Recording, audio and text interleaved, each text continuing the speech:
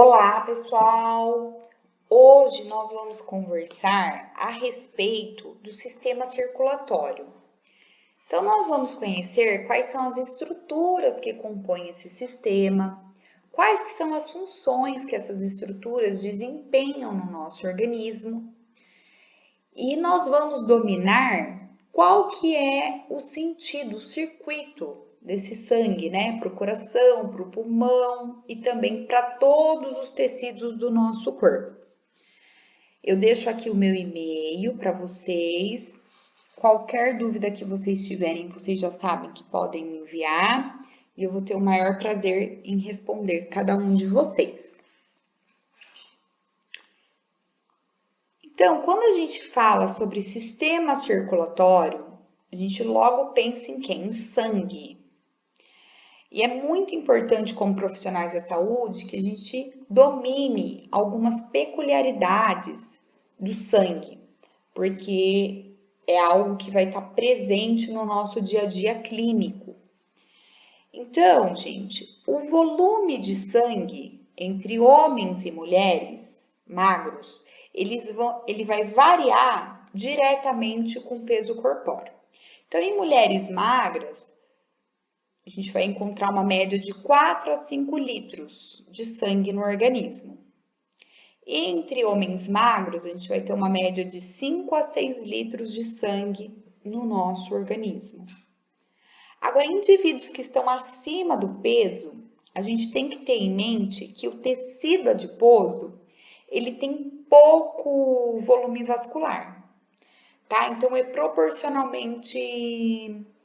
uma questão que está proporcionalmente relacionada. Quando a gente tem um aumento deste tecido adiposo, a gente vai ter uma diminuição do volume de sangue.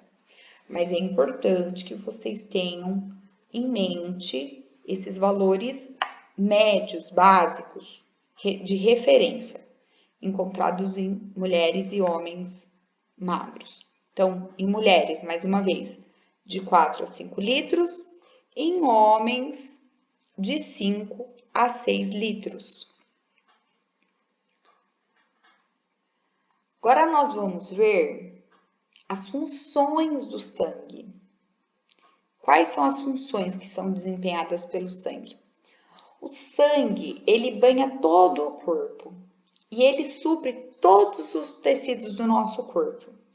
Então, várias das funções do sangue, que a gente vai ver agora, elas vão estar ligadas com o transporte. Elas vão estar ligadas ou já assim relacionadas mesmo, né, com transporte. Então, a primeira aqui que a gente vai ver é que o sangue ele é responsável por transportar gases respiratórios. Então, pessoal, o sangue é que carrega o oxigênio dos pulmões para as células do nosso corpo e o dióxido de carbono das células para os pulmões. O sangue também atua no transporte de materiais nutritivos. Então, dos órgãos digestivos para as células do nosso corpo. Então, o transporte desses materiais nutritivos, né, dos órgãos digestivos para as células do nosso corpo. E ele também transporta as excretas, né, das células do nosso corpo para quem? Para os rins, porque os rins que vão fazer a filtração desse sangue, a filtragem. E o sangue também, ele transporta produtos celulares. Então, que produtos celulares são esses? Um exemplo, os hormônios para as células, tá? Então, um exemplo de produtos celulares são os hormônios. Ele também atua na manutenção da homeostase. Por que ele atua nessa manutenção da homeostase, do equilíbrio do nosso organismo? Porque ele faz a regulação do pH dos tecidos por meio de tampões transportados pelo sangue. E ele auxilia na regulação da temperatura do corpo. Por quê? Porque ele providencia meios para dissipação do calor. Ele atua também na proteção dos tecidos contra substâncias tóxicas e estranhas, né, que estão contra o nosso organismo. E eles fazem isso como? Pelas células fagocíticas e pelos anticorpos que estão presentes no sangue. O sangue também tem como função a prevenção da perda excessiva de líquidos, e isso acontece pelo mecanismo de coagulação, e ele auxilia na regulação do volume de fluido nos tecidos e também no seu conteúdo. E aí, qual que será que é a composição do nosso sangue? A gente precisa conhecer a composição desse sangue. Então, a gente vê aqui nesse esquema que a gente tem uma parte em amarelo, que é chamada de plasma, e nós temos uma parte vermelha, que é chamada de elementos figurados. Então, o sangue é composto pelo plasma e pelos elementos figurados. Então, nós vamos começar falando aqui do plasma. Esse plasma, ele é constituído por 90% de água. E ele perfaz cerca de 55% do total do volume de sangue. Ele possui, o plasma, uma coloração amarelada e ele é responsável por transportar hormônios, produtos metabólitos finais, como por exemplo a ureia.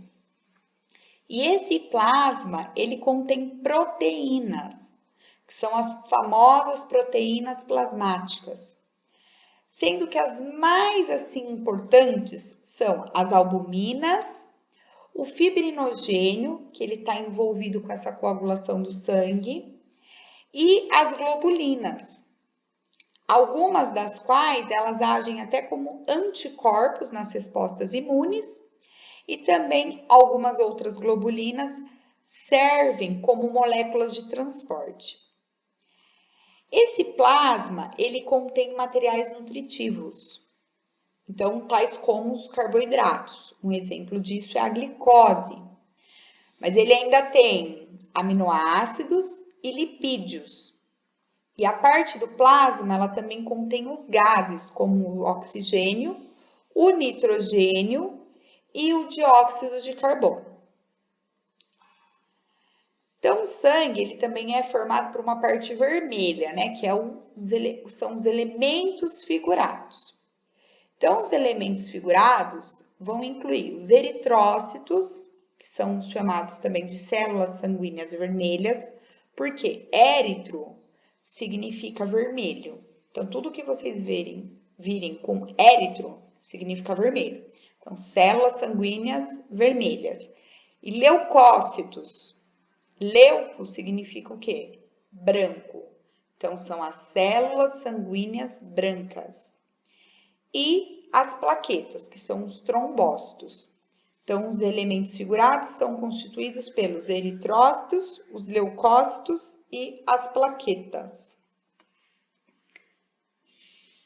Agora, nós vamos ver de forma individual cada um desses elementos figurados, para que vocês compreendam, né, a importância deles no nosso organismo. Então, vamos começar aqui pelos eritrócitos, ou células vermelhas. Essas células, elas são bem pequenas, de formas circulares, e elas têm também um formato aproximado com um disco bicôncavos.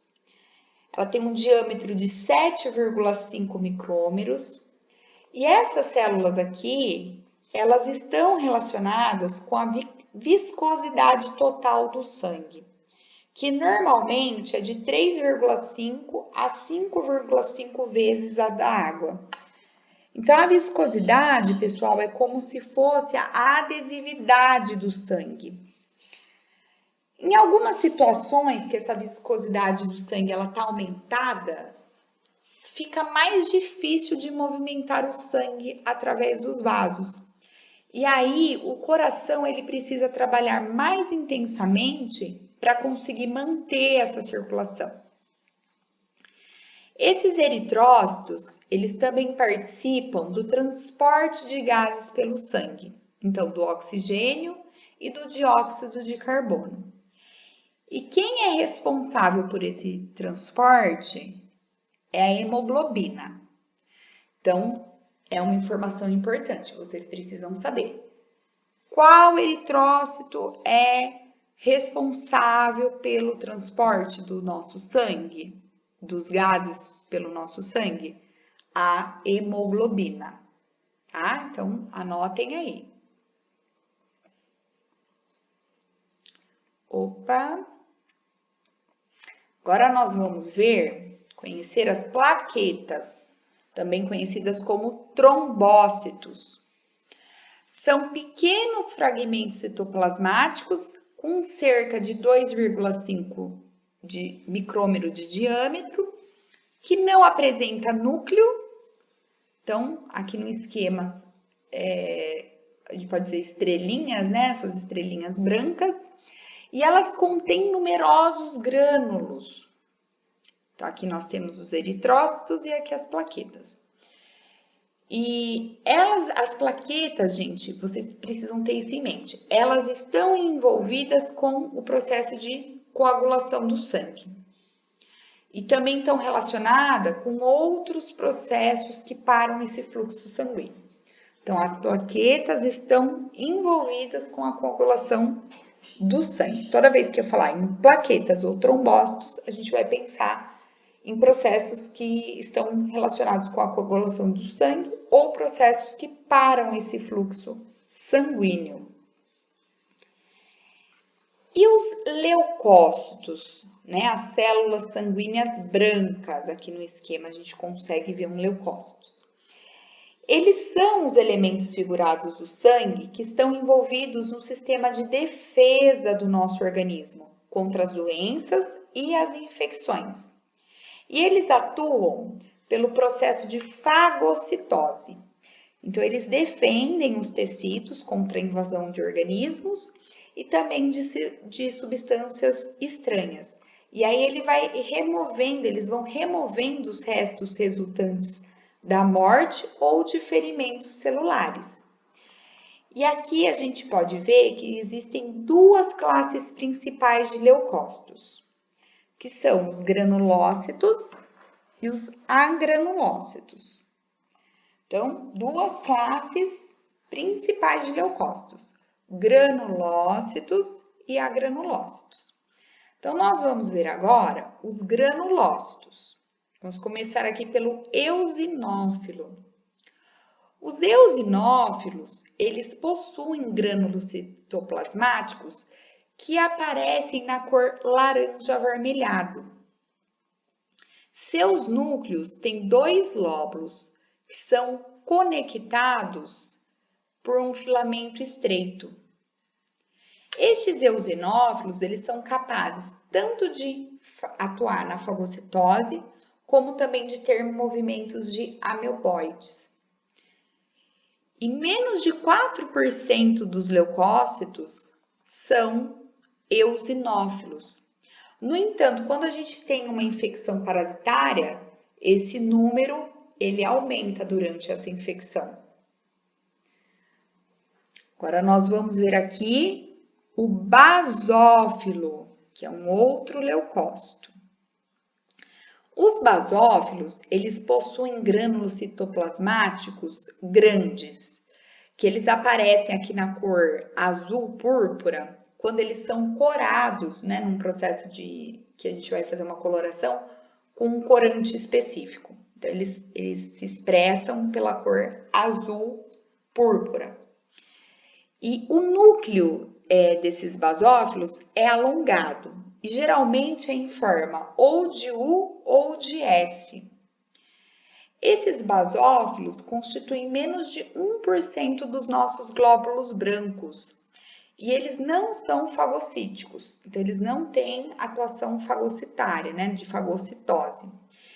Eles atuam, na verdade, liberando substâncias químicas, como a histamina e a heparina. A histamina, ela vai causar uma dilatação vascular e um aumento da permeabilidade desses vasos sanguíneos nas inflamações. E então vai contribuir para as respostas alérgicas. E a heparina? A heparina, pessoal, ela vai atuar para prevenir a coagulação do sangue. Agora a gente vai falar sobre os neutrófilos. Os neutrófilos, eles vão possuir grânulos citoplasmáticos muito pequenos, que eles vão aparecer assim bem fraquinho, com uma cor púrpura vermelho, avermelhado, quando fizer o processo de coloração, né? Que a gente for corar, isso com corante. E ele vai ter como característica apresentar um núcleo que varia de forma e consiste também em 2 ou mais lobos, que são conectados por estreitos filamentos.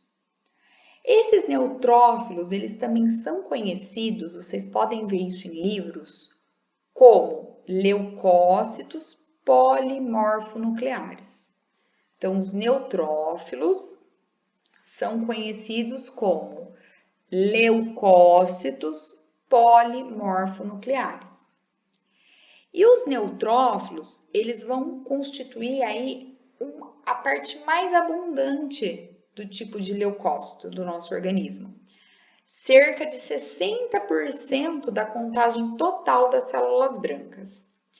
E eles são capazes de deixar os vasos sanguíneos e de entrarem nos nossos tecidos, onde eles vão proteger o nosso corpo, ingerindo, fagocitando as bactérias e também as substâncias estranhas do nosso organismo. Agora, pessoal, a gente vai falar sobre a outra divisão aqui dos leucócitos, que são os agranulócitos. Então, os agranulócitos são os leucócitos que não apresentam grânulos notáveis no seu citoplasma. E aí a gente tem 2 aqui, que são os linfócitos e os monócitos. Nós vamos falar primeiro dos linfócitos. Então, os linfócitos, eles são o segundo tipo mais abundante de leucócitos, cerca de 30%. E eles são muito importantes nas respostas imunológicas do nosso corpo. Por quê? Porque eles também atuam na produção de anticorpos. E os monócitos? Os monócitos, eles têm um núcleo bem grande e ele compreende cerca de 6% dos nossos glóbulos brancos. Esses monócitos, eles deixam os vasos sanguíneos e aí eles entram no tecido conjuntivo frouxo. E lá eles se desenvolvem em grandes células fagocíticas, que são chamadas de macrófagos. E aí esses macrófagos, eles podem ingerir, fagocitar bactérias e outras substâncias estranhas do nosso organismo.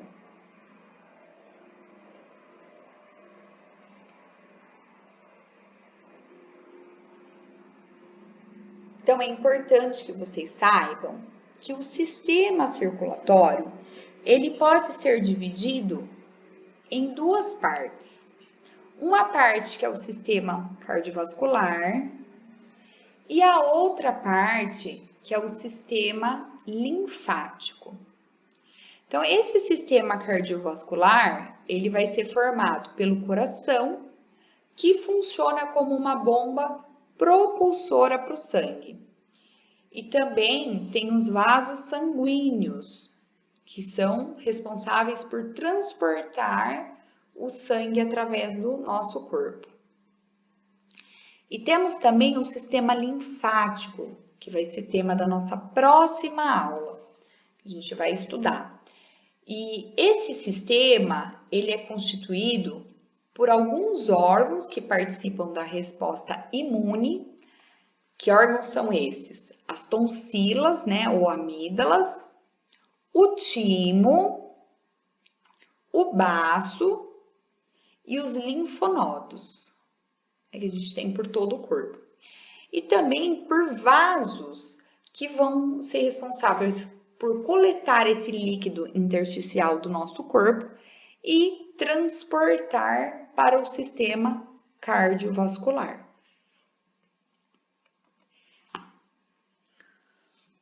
Como a nossa aula de hoje vai focar então no sistema cardiovascular, é muito importante que vocês conheçam o coração.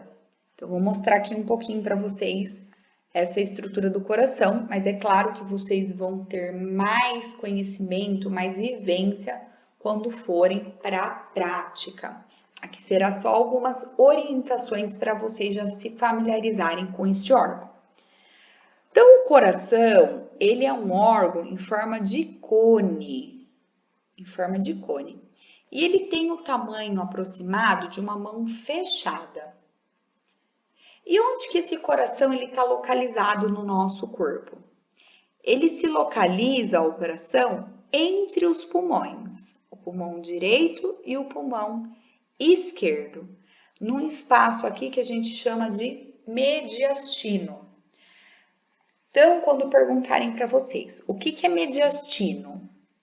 É o espaço em que o coração se localiza, entre o pulmão direito e o pulmão esquerdo. É importante que vocês tomem nota desse conceito.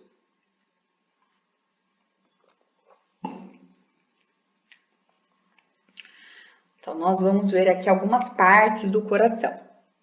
O coração, ele vai possuir uma base e um ápice, né? Que dá uma característica aqui para ele de forma cônica. Ele também vai ter uma face diafragmática e uma face externo-costal, que nós vamos conhecer. E 4 margens ou bordas. Vamos falar uma por uma. Então, a base do coração, ela está voltada para cima, para trás e para a direita. E ela está no nível da segunda e da terceira costela. Já o ápice do coração, ele é arredondado e ele vai ocupar o 5º espaço intercostal esquerdo. A face diafragmática, essa face aqui, ela é uma região entre a base e o ápice que repousa sobre o músculo diafragma. Então, por isso que ela se chama face diafragmática, porque essa face repousa sobre o músculo diafragma. Nós vamos ter também a face externo-costal, que é a face anterior do coração, e ela é formada pelo ventrículo e átrio direito. Agora, nós vamos ver aqui as margens.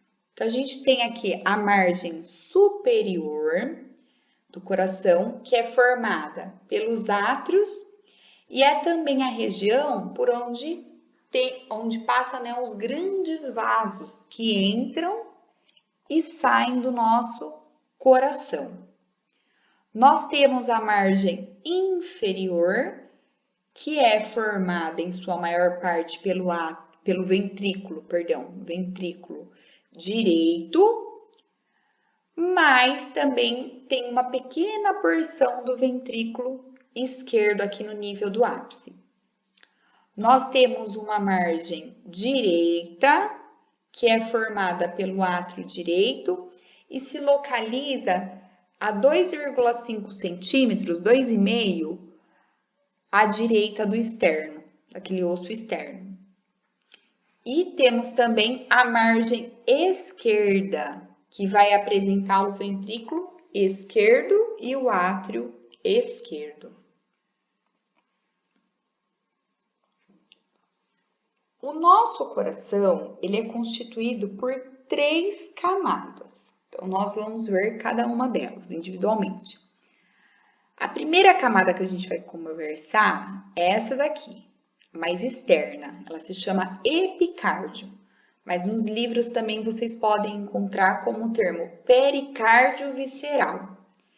Então, o que é esse epicárdio ou pericárdio visceral? Ele é uma membrana serosa, fina, bem fininha, que vai se aderir à superfície externa do coração. Agora nós vamos para a segunda camada, que é o miocárdio. O miocárdio, ele é a camada mais espessa, né? Que ele constitui o músculo cardíaco.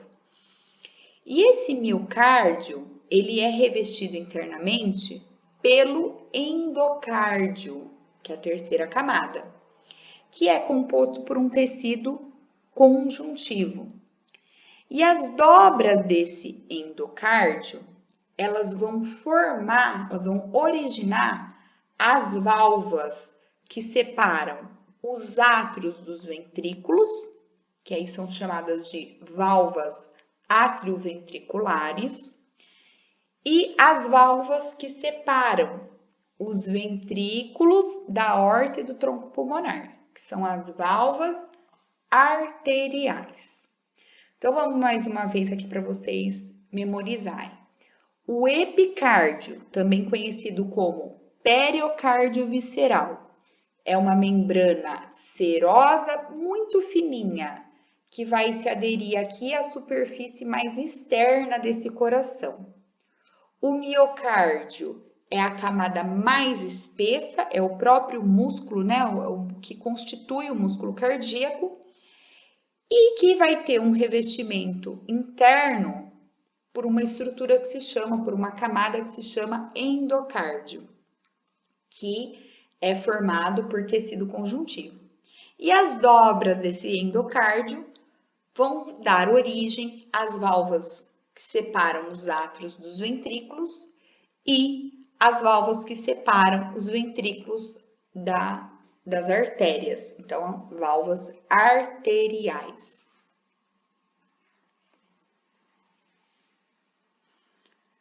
O coração, ele tem 4 câmaras. Então, nós vamos ver quais são elas. Então, a gente vê aqui um átrio direito, um átrio esquerdo, um ventrículo direito e um ventrículo esquerdo. E aí, a gente pode observar aqui nessa imagem que os átrios, eles são menores e se localizam numa região mais superior do coração. Já os ventrículos, eles são maiores e eles constituem o principal volume do coração, né, do nosso órgão. O ventrículo direito, se vocês observarem aqui, ó, ele tem uma parede mais fina se comparado aqui com o ventrículo esquerdo. Então, o ventrículo esquerdo tem uma parede mais espessa. E por que que isso acontece? Por que que o ventrículo esquerdo é mais espesso do que o ventrículo direito? Porque o ventrículo esquerdo, ele tem que trabalhar com mais intensidade, porque é ele que é o responsável por bombear o sangue para todos os tecidos do nosso corpo, até para o dedo hálux, lá nosso dedo, primeiro dedo do pé. Já o ventrículo direito, ele bombeia o sangue para um caminho mais curto. Então, ele bombeia o sangue em direção aos pulmões. Por essa razão, a musculatura dele não é tão desenvolvida, né? Não ficou tão hipertrofiada, né? Não ficou tão forte, espessa. Por quê? Porque o caminho do sangue do ventrículo direito é para o pulmão. Então, é um caminho relativamente curto. E o miocárdio, pessoal, aqui como curiosidade, do ventrículo esquerdo, ele é cerca de 2 até 3 vezes maior do que o ventrículo direito. É uma curiosidade, mas é muito importante que vocês saibam, tá? Essa característica, porque isso será perguntado. Então, é muito importante que vocês anotem isso. E os átrios direitos, os átrios direitos não, os átrios e os ventrículos, eles vão ser separados pelo septo interatrial e o septo interventricular. Então, eles são câmaras individuais.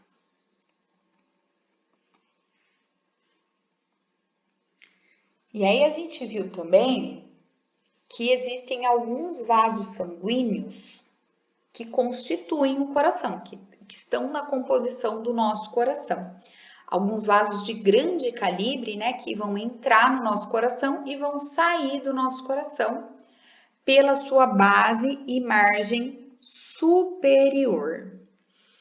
Então, vamos conhecer o primeiro deles, que é a veia cava superior e a veia cava inferior. Então, a veia cava superior e a veia cava inferior, elas trazem um sangue venoso. O que é esse sangue venoso? É o sangue rico em gás carbônico, né? Um sangue desoxigenado. Então, ela traz esse sangue venoso do corpo para quem? Para o átrio direito. Então, a veia cava superior e a veia cava inferior traz um sangue desoxigenado ou sangue venoso para o átrio direito. E a artéria, o tronco pulmonar, a gente pode chamar de tronco pulmonar, é uma artéria que vai se dividir em artéria pulmonar direita e artéria pulmonar esquerda. E essas artérias é que levam o sangue do ventrículo direito para os pulmões. E esse sangue também é um sangue venoso, tá? Um sangue desoxigenado. Então, são essas artérias que vão levar esse sangue para os pulmões. Nós temos também as veias pulmonares, que são no número de 4 veias. A gente tem 2 do lado direito e 2 do lado direito, perdão, e 2 do lado esquerdo. Essas veias, elas vão trazer o sangue do pulmão para o átrio. E elas vão trazer um sangue o quê? Um sangue já oxigenado, tá? Então, um sangue arterial. Então, elas trazem esse sangue arterial do pulmão para o átrio esquerdo. E, por fim, um outro vaso que vocês precisam conhecer é a aorta.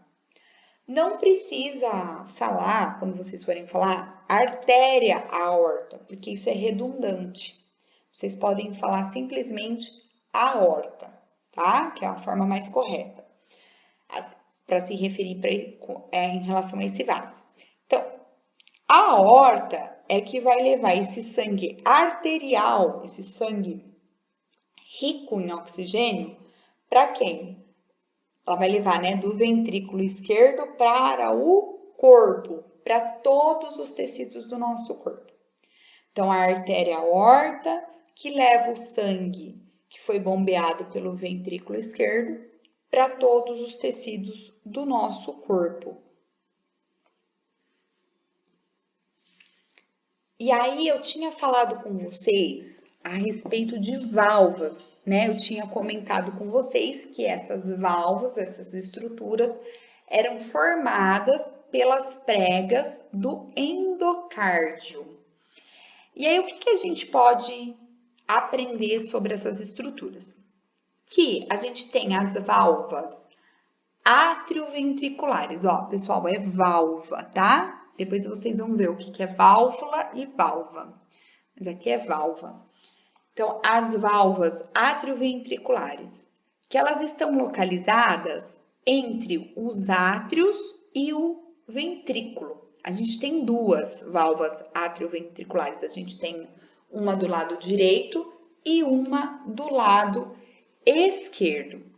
A válvula atrioventricular direita, ela vai separar o átrio direito do ventrículo direito. E ela tem como característica possuir 3 pregas, ou isso aqui também pode ser chamado de cúspide ou de válvulas. Então, a válvula é o conjunto de válvulas, que são essas estruturas aqui. tá? Então, do lado direito, nós temos 3 cúspides ou válvulas. Então, essa válvula aqui, a válvula atrioventricular direita, ela também é conhecida como válvula tricúspide. Anotem aí, válvula tricúspide. E a válvula atrioventricular esquerda, qual a característica dela? Ela tem 2 pregas, ou 2 cúspides, né? Ou 2 válvulas. E aí ela é conhecida como válvula bicúspide. Ou também, vocês já devem ter ouvido falar, como válvula mitral. Tá? Então, ela vai estar aqui entre o átrio esquerdo e o ventrículo esquerdo.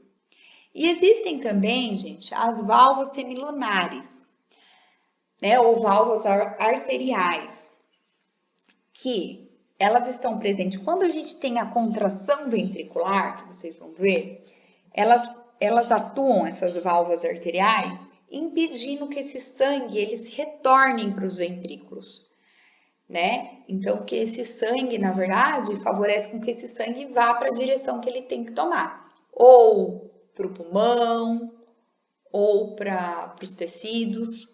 Então, elas que permitem esse funcionamento correto no momento da contração ventricular. Então, uma vez que a gente compreende que o sistema circulatório ele transporta líquido para todo o corpo, né? Ele é formado pelo coração, pelos vasos sanguíneos, pelos vasos linfáticos, sendo que esse coração e os vasos sanguíneos, eles formam uma rede de transporte de sangue, né? Por meio de um sistema que o coração bombeia esse sangue para todo o corpo e conduz, junto com o sangue, nutrientes, oxigênio, né? Pega resíduos que entram e saem das células. Agora a gente precisa entender como que ocorre o processo da circulação do sangue. Como que é feito esse circuito? Quais as estruturas anatômicas estão envolvidas nesse circuito? Né? Como que funciona a grande circulação? O que é a grande circulação? Como que funciona a pequena circulação? O que é a pequena circulação? Então, são estes conceitos que agora a gente vai ver. Pode ser que agora, a partir dessa parte, né, desse momento da aula, se torne repetitivo. Eu fale várias vezes, mas de maneira diferente, alguns conceitos. Por quê? Porque anatomia é repetição.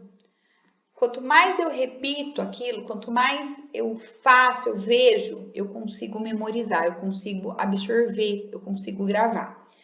Então, pessoal, eu queria muito que vocês pegassem uma folha, né? Quem não tá anotando, mas quem já tá, legal, perfeito. Mas quem não tá, pegue agora um momento uma folha, um caderno. Separa aí uma caneta azul e uma caneta vermelha. Por quê? Porque eu vou mostrar para vocês um esquema bem simples de desenhar e eu quero que vocês reproduzam esse esquema aí simultaneamente com o que eu for explicando para vocês. Por quê? Porque é muito importante que vocês entendam qual que é este processo, né, da circulação do sangue, qual que é o circuito, por onde esse sangue passa. Então, vocês precisam saber.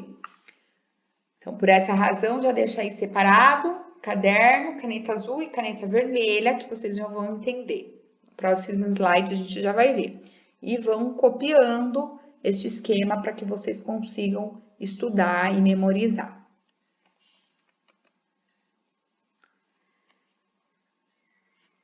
Tcharam! Aqui, ó, então a gente vai ter um esquema da circulação do nosso sangue. eu vou traduzir aqui para vocês, né, para que vocês consigam entender e reproduzir aí também no caderno de vocês. Então, aqui a gente tem, ó, o coração com as 4 câmaras. Então, nós temos aqui o átrio direito e o ventrículo direito. E aqui, entre o átrio direito e o ventrículo direito, a gente vai ter a válvula tricúspide. Aí, aqui do outro lado, nós temos o átrio esquerdo e o ventrículo esquerdo. E aí, aqui a gente vai ter a válvula bicúspide ou válvula mitral. A gente também vai ter, ó, os vasos sanguíneos, os principais vasos, né, que levam o sangue para os tecidos e que levam o sangue para os pulmões. E nós vamos ter aqui os pulmões, esquerdo, direito, e aqui os tecidos, representados por essa imagem. Então, tudo isso aqui tem um porquê. E é justamente isso que a gente vai entender nesse esquema. Então, percebam que eu falei para vocês pegarem uma caneta azul e uma caneta vermelha. Por quê? Porque tudo que tiver em azul no nosso desenho vai simbolizar o sangue desoxigenado. Então, o sangue que é rico em CO2, ou também conhecido como sangue venoso. E tudo que tiver em vermelho vai ser o sangue oxigenado. Então, o sangue rico em O2, ou também conhecido como sangue arterial. Então, pessoal, a gente vai começar aqui o esquema para vocês entenderem o caminho desse sangue. Mas antes de começar a falar esse caminho, eu queria que vocês se atentassem a um detalhe aqui do nosso esquema.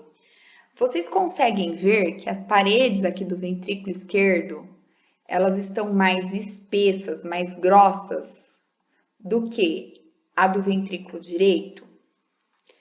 E por que, gente, que acontece isso? Eu já falei isso com vocês. Então, quem anotou vai saber a resposta.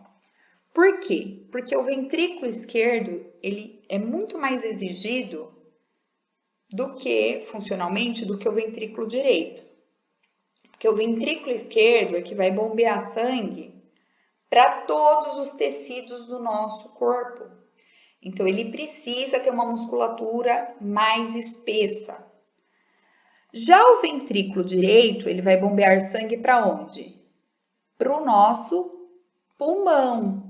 Então, é um caminho curto, não exige tanto dele.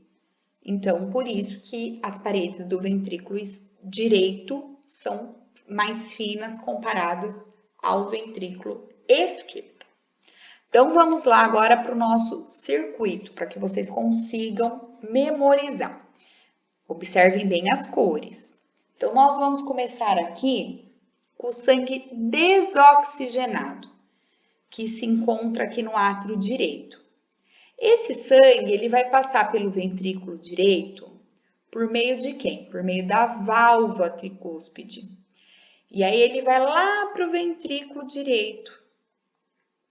E aí, esse sangue desoxigenado vai ser encaminhado para quem? Para os pulmões, por meio do tronco pulmonar.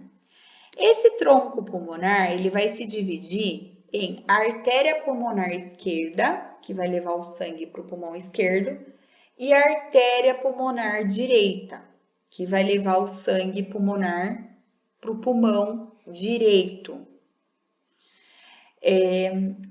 Dentro do pulmão, vocês veem que o pulmão aqui tem uma parte azul e uma parte vermelha? Por quê? Dentro do pulmão, o sangue ele vai sofrer a hematose. O que é a hematose? É a troca gasosa. Então, ele entra no pulmão desoxigenado e ele sai do pulmão oxigenado. Então, por isso que aqui no esquema ficou vermelho. E aí ele vai sair, esse sangue oxigenado vai sair dos pulmões por meio das veias pulmonares.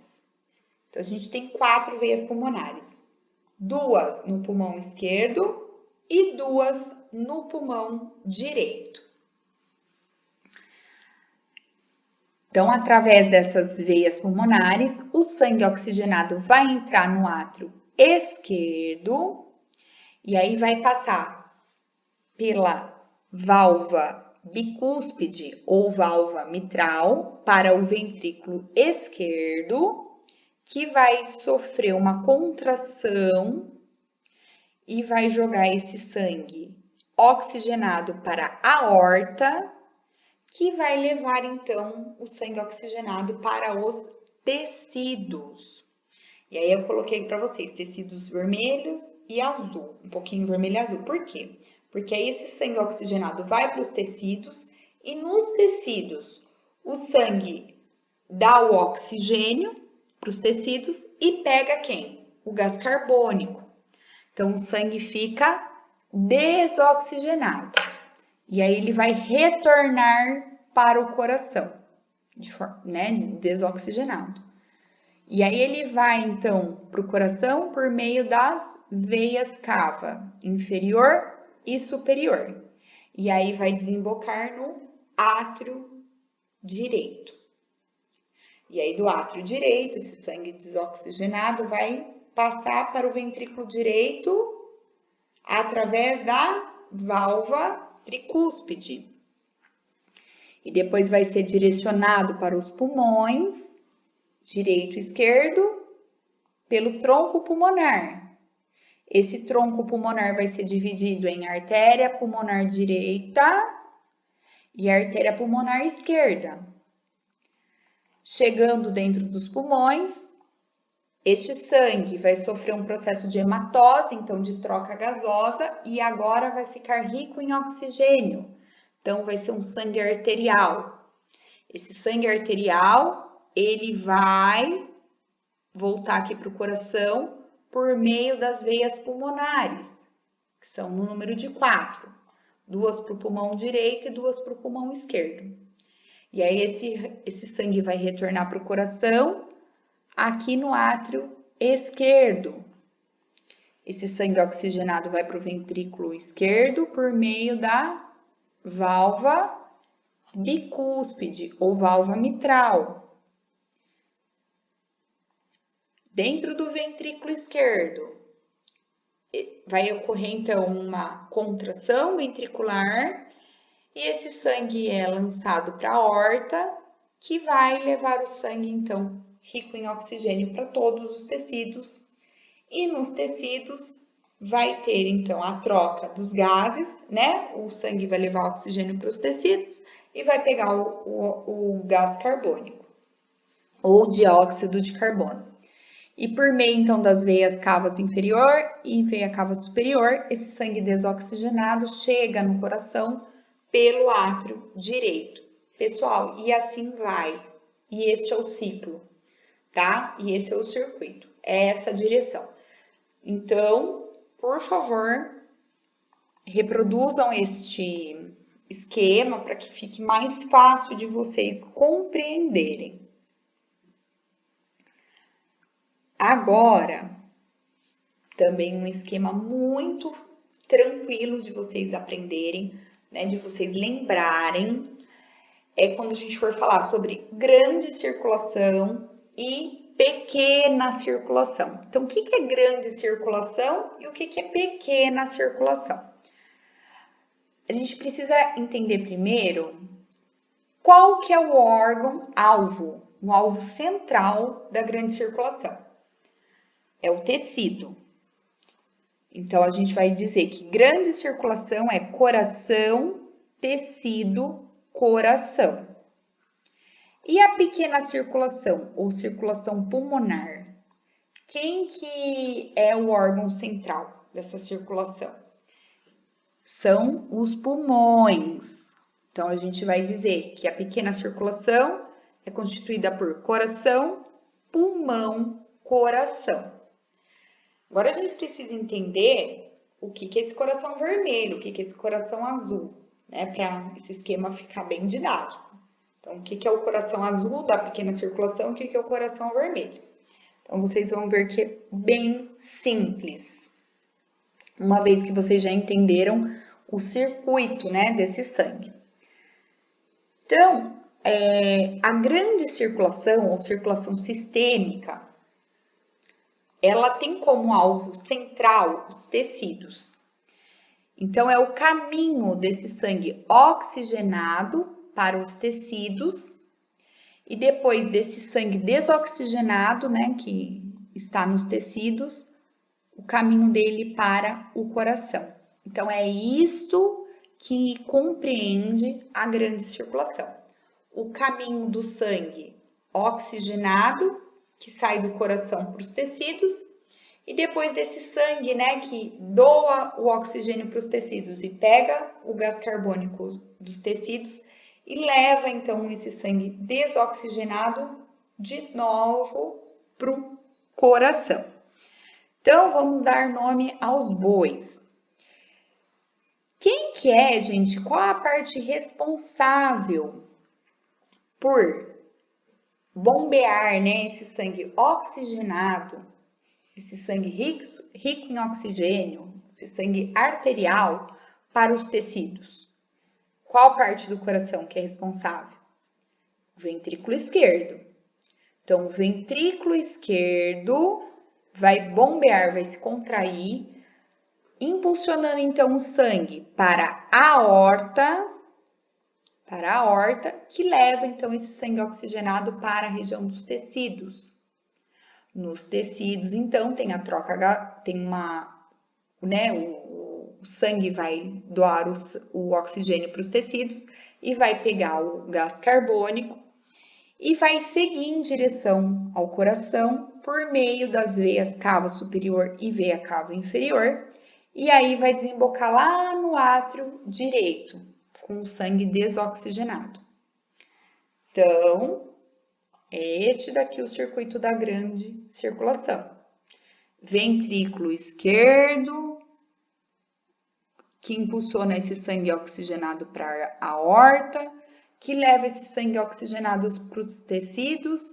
Lá, o sangue deixa o oxigênio para o tecido e pega o gás carbônico. E aí, esse sangue, então, vai por meio das veias cava superior e veia cava inferior para o átrio direito, né? Onde vai estar, então, o sangue desoxigenado. E a pequena circulação? A gente vai ver aqui. Qual que é o órgão ou alvo, né, da pequena circulação? São, né, os pulmões. Então, pessoal, qual parte do coração é responsável por levar esse sangue desoxigenado para o pulmão? O ventrículo direito, né? E esse ventrículo direito, ele vai levar o sangue para o pulmão por meio do tronco pulmonar, que vai se dividir em artéria pulmonar esquerda e artéria pulmonar direita. O sangue chegando no pulmão vai sofrer, então, um processo de hematose, que é a troca gasosa. Então, ele entra no pulmão desoxigenado e vai sair do pulmão oxigenado, rico em oxigênio, né? Um sangue arterial. E aí ele vai, então, ser encaminhado de novo para o coração por meio das veias pulmonares, sendo que a gente tem duas no pulmão direito e duas no pulmão esquerdo. E aí esse sangue, então, oxigenado vai entrar no átrio esquerdo. Então, este aqui é o esquema da pequena circulação. Agora eu vou mostrar para vocês um outro esquema, né, que diz a mesma coisa, mas só para vocês terem outras formas para memorização. Então, igual eu falei para vocês, né, eu vou repetir um conceito, mas, gente, é a fim de que vocês fixem esses conceitos. Quanto mais vocês repetirem, mais vocês desenharem, mais fácil vai ficar de vocês compreenderem. Então, qual que é o sentido desse sangue? Ó, o sangue desoxigenado, né? Rico em gás carbônico, dióxido de carbono. Ele está lá no átrio direito, e aí ele passa então para o ventrículo direito, que vai impulsionado para o pulmão, para que tenha o processo de hematose, então de troca gasosa.